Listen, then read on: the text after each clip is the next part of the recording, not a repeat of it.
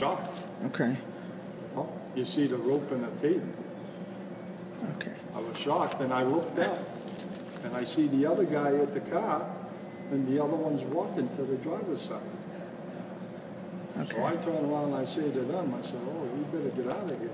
It's So we ran and hid in the bushes afterwards. okay. So they were still.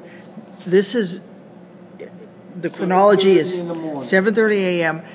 The two of the three men supposedly were there. Yes. They had, and this is apparently when they went to go check on what you saw, the condition of the body, what was happening, what was condition of the body. It was tied up.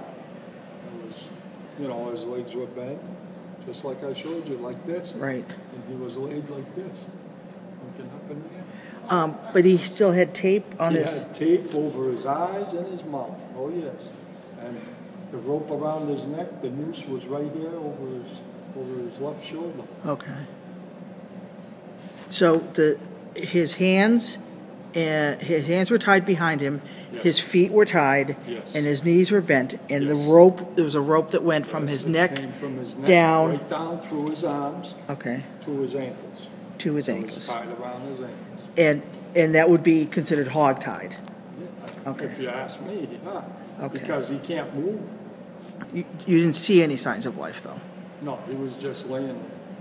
We didn't see him move or nothing. Okay. Okay.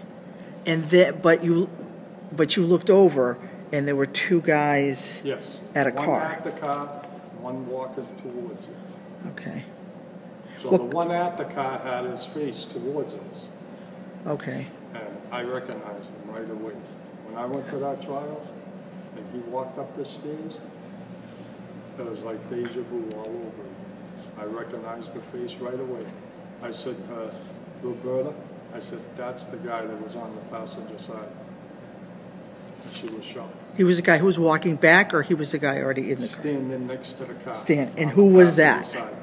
Alan Brown. Okay.